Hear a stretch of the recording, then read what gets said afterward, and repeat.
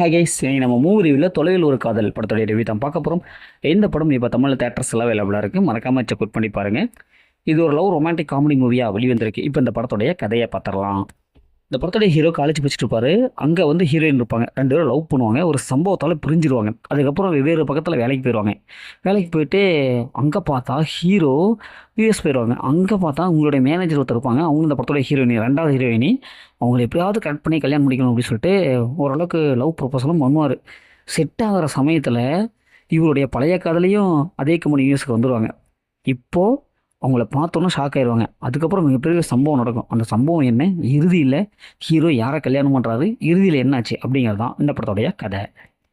இந்த படத்துடைய பாசிட்டிவ் பார்த்தாவே அதில் நடிச்சிருக்க ஹீரோ அவங்களோட ஆக்டிங் பர்ஃபார்மன்ஸ் நல்லாவே இருக்குது. ஹீரோயினுடைய கெமிஸ்ட்ரி நல்லா ஒர்க் அவுட் ஆயிருக்கு.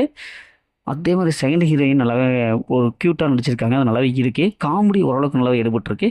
ஃபஸ்ட் ஆஃப் ஃபுல்லாகவும் ஓரளவுக்கு நம்மளை படம் பார்க்க வச்சுருக்காங்க. படத்துடைய பிஜிஎம் ஓரளவுக்கு நல்லா இருக்குது. அதேமாதிரி சினிமோட்டோகிராஃபிக்கு பார்க்கலாம்ப்பா அப்படின்ற மாதிரி தான் இருக்குது. ஒரு சில காமெடி நல்லாவே இருக்குது. அந்த லவ் போர்ஷன்ஸ், அந்த ரொமான்டிக் சீன்ஸ் எல்லாம் இன்னும் நல்லாவே இருக்குது. இந்த படத்துடைய மைனஸ்ன்னு பார்த்தாவே ஸ்க்ரீன் பிளே அந்தளவுக்கு இல்லைங்க. ஏன்னா எத்தனையோ காதல் படங்கள் நம்ம பார்த்து பழகணும். அதே மாதிரி கதைகள் தான் இருக்கே. வழக்கமான வர முக்கோண காதல் கதை எப்படி இருக்குமோ அதே மாதிரி தான் இருக்குது. அதனால் பெருசாக எந்த மோட்டிவேஷனையும் ஒர்க் அவுட் ஆகவே இல்லை. அது செகண்ட் ஹாஃபில் பார்த்து பழக்கப்பட்ட அதே சீன்ஸ் தான்.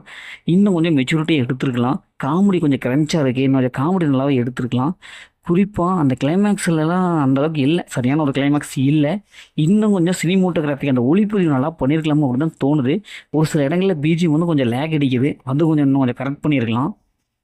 இந்த படத்தில் நிறைய சீன்ஸில் வந்து தேவையில்லாத நிறைய சீன்ஸ் எல்லாம் இருக்குது. டைமிங் இழுக்கிற மாதிரி இருக்குது. டூரேஷன் கொஞ்சம் கம்மி பண்ணியிருக்கலாம். இந்த படத்தில் அந்த மாதிரி சீன்ஸ்லாம் இருக்குது. அதனால் ஃபேமிலியை தவிர்த்து தனியாக பாருங்கள். மொத்தம் இப்படி சூப்பராக சொன்னால் இந்த படம் ஒரு ஒன் டைம் வச்சப்போ தான் நான் சொல்கிறேன். ஓகே, இதே மாதிரி அடுத்த ஒரு புதிய மூவி ரிவ்யூ சந்திப்போம்.